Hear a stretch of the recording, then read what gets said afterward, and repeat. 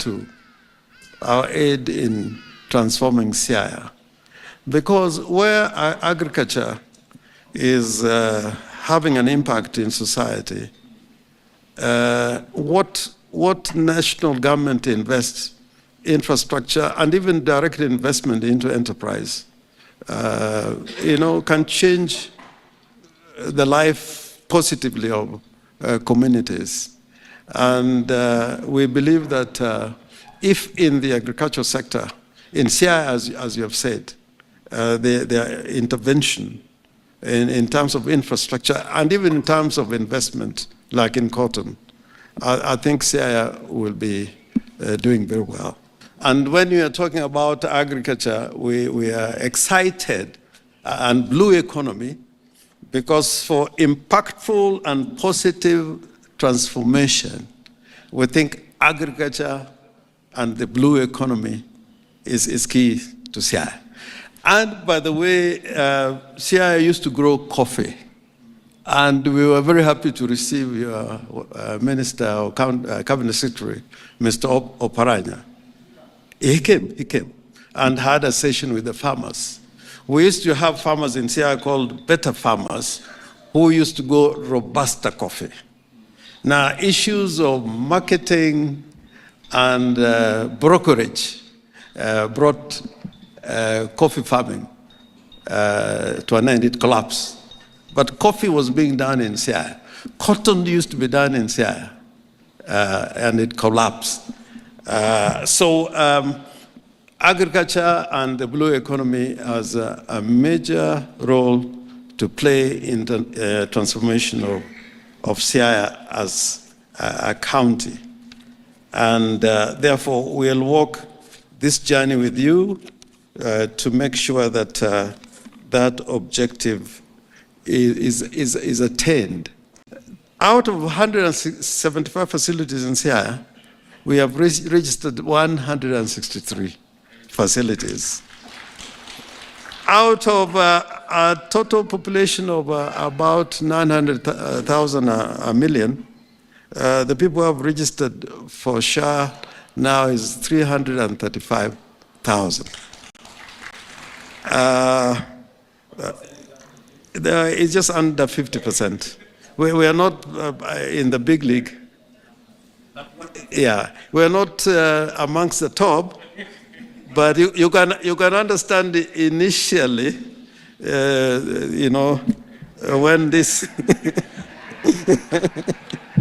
I know you know what I mean. But the incident story is in terms of the claims. The total claims which have been raised so far is 281,907,000, and the amount which has been paid is 180,155,000. And what is pending, and is pending to be paid, not to be like pending bills we have in national government or counties, is 101 million. So it's a good story, I must say. And it has improved our own source revenue also quite significantly. Your Excellency, our county of Siaya has come here as in a united front. I know you thought that we were divided.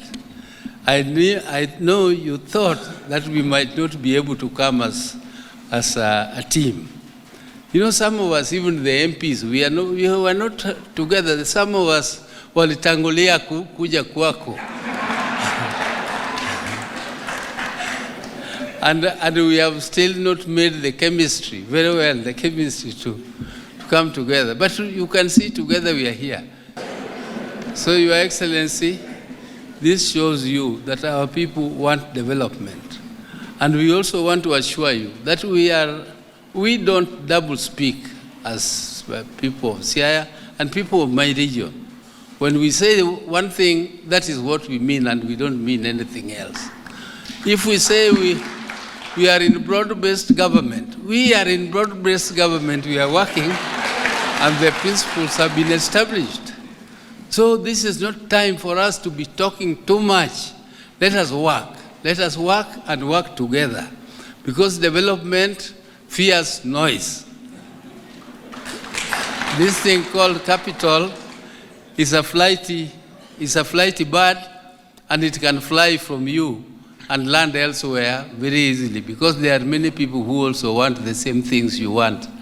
So let us just concentrate and do what is necessary. Development and politics, they have to go together. There's no development that you can canvass when you isolate politics.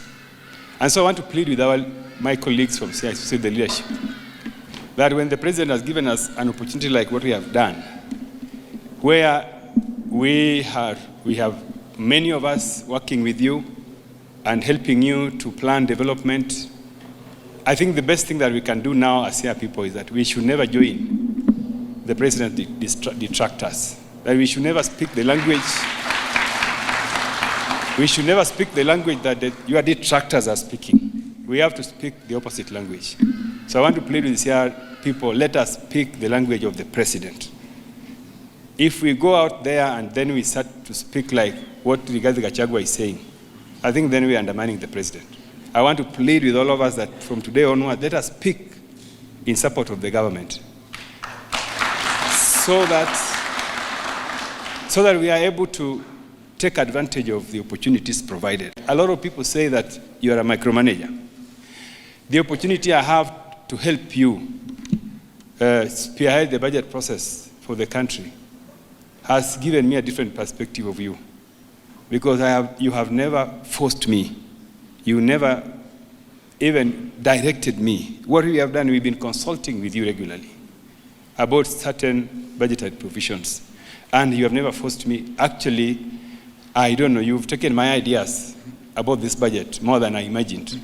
So, Your Excellency, I want to tell my people that this is a very important opportunity we have as people of Siaya and as a Luo community, that we should really take advantage of it and ensure that in the end, we substantially gain. I can tell you, my people, that this opportunity I had, Your Excellency, which after the concurrence, you gave the concurrence after Baba nominated me to work with you, I have seen things that I had never imagined. My people, development projects are not gifts, they are grabbed.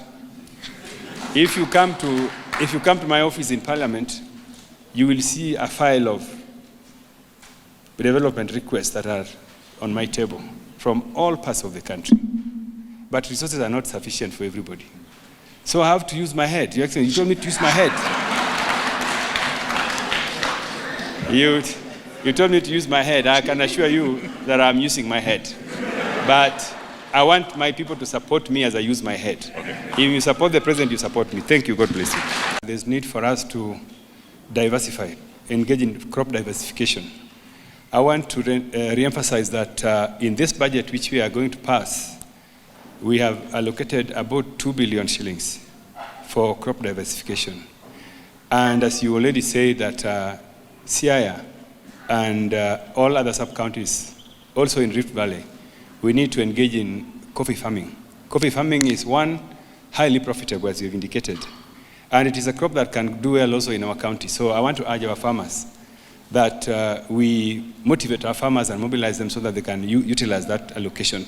Secondly, Your Excellency, on infrastructure, under your leadership and your guidance, we discussed with you some of the critical infrastructure projects in Siaya, and I wish to confirm that in this budget, which we are soon going to pass this tomorrow, I think so, today we are actually concluding a committee of supply this afternoon.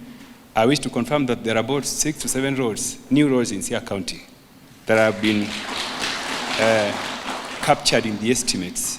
Your Excellency, on blue economy, I want also to confirm to Siaya people that we have about 2.5 billion shillings, specifically for the Lake Victoria counties, Homa Bay, Migori, Siaya, that is going to support our fisher folks.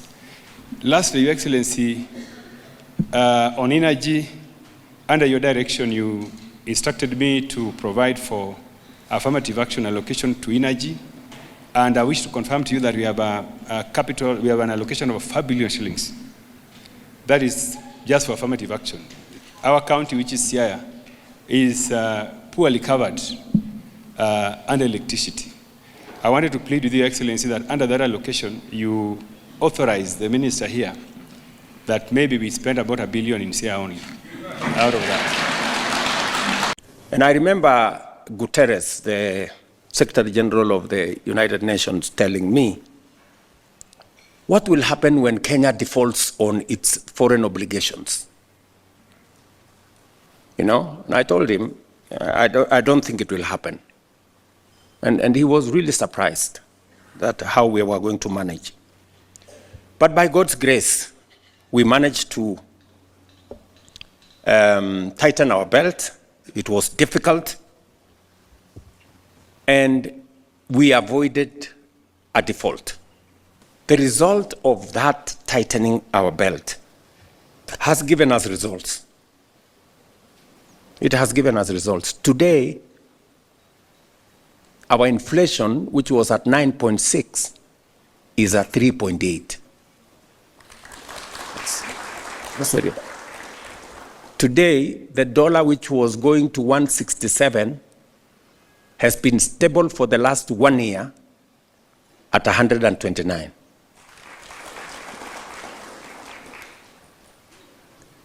The oil marketers who are chasing dollars all over the place and they couldn't find it.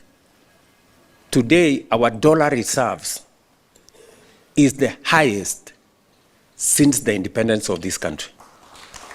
We have $10.3 billion, up from $6 billion.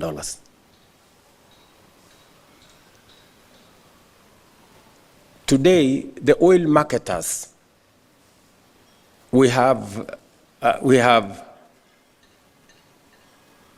enough money to buy fuel for the next 6 months, even if nothing happens. We had to take the steps that we did in agriculture to try and rein in on that space so that we could better support production.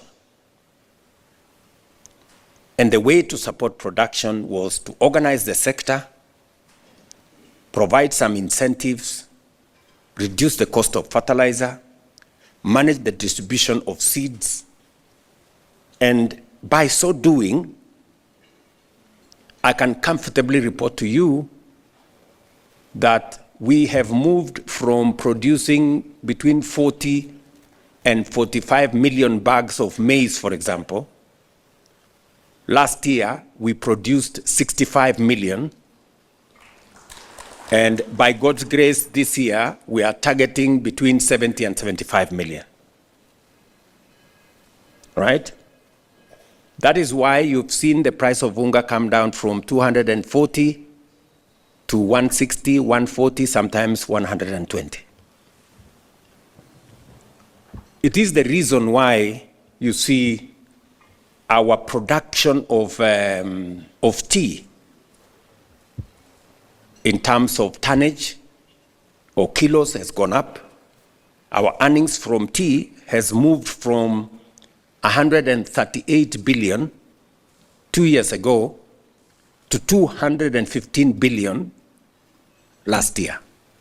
The organization we have done around coffee, and I want to encourage you, areas where we can grow coffee. That's the crop of the future. And I have already provided 500 million shillings to Oparanya and the people in the cooperative space to provide seedlings. So I think Siaya should plug into that space. The price of coffee has moved from 60 shillings a kilo to 140, 150 shillings a kilo today. And it is because we kicked out the cartels in the coffee. You know, just imagine it was being controlled by a few people. The same person was the farmer, the same person was the miller, the same person was the broker, and the same person was buying the coffee at the exchange. We've since broken that cartel. And next month, you will see me at the Nairobi Coffee Exchange. I will be ringing the bell so that farmers at the fall of the hammer, when the coffee is sold at the exchange, same day, the farmer gets their money. Just 6 months ago, farmers were waiting for 6 months. You deliver your coffee, you don't know it is milled by who, the broker is somebody else, you don't know. It is sold at the coffee exchange, you don't know when. So we have made that channel open and transparent. So farmers can follow their crop until it is sold, and they know it was sold for how much. We moved the production of sugar the other year from 495,000 metric tons to 815,000 metric tons. We've moved the earnings from sugar from 50 billion to 90 billion in 2 years. And it is because, again, you know very well that that sugar sector had been taken hostage by a few people. For 30 years, we are using public money to pay farmers, to pay workers. You know, you're going to pay sugarcane farmers using public taxes for cane they did not deliver to government. They delivered to some factory. You are paying for workers in a factory who don't work for the government. They work for the factory. How is it my business to go and pay workers of another person? But you know, it went on and on, you know, like this, and it was supposed to be okay. I said it is not okay. So when I was farm on Mumias, we leased the facility. Today in Mumias, farmers are paid every 7 days. Workers are paid like all workers. Your business is losing money and you don't know about it. So let's look at your business. At the core of its financials, there's money coming in and there's money going out. If you use the PesaPal POS terminal for money coming in, you have that figured out. Then there's the money going out, which is where the problem comes in. You may find it difficult to track your payouts, reconcile your transactions, and so on and so forth. Which leads us to OpenFloat, your #1 money management solution for your money out situation. So here's 5 reasons why you need OpenFloat. #1, easy reconciliation. Keeping track of where your money goes is vital. OpenFloat allows you to track who you paid and why you paid them, with receipts and invoices needed before a payment can be done. #2, flat rate fees with no limits. Send any amount to any bank or M-Pesa at a flat rate fee, no hidden charges. 3, fund security. OpenFloat has a maker-checker system, which allows you to have multiple users with different rights. For example, you can have one user with rights to initiate a payment, while another user has the exclusive rights to approve that payment. 4, make payments any day, anytime, anywhere. As opposed to other payment systems where payments are only processed at specific times, with OpenFloat, you can make a payment at midnight and they will receive it instantly. And finally, Hakikisha, which lets you confirm the name of the beneficiary before the payout is done. So, no errors or money loss. Head over to openfloat.africa to find out more on what OpenFloat can do for your business.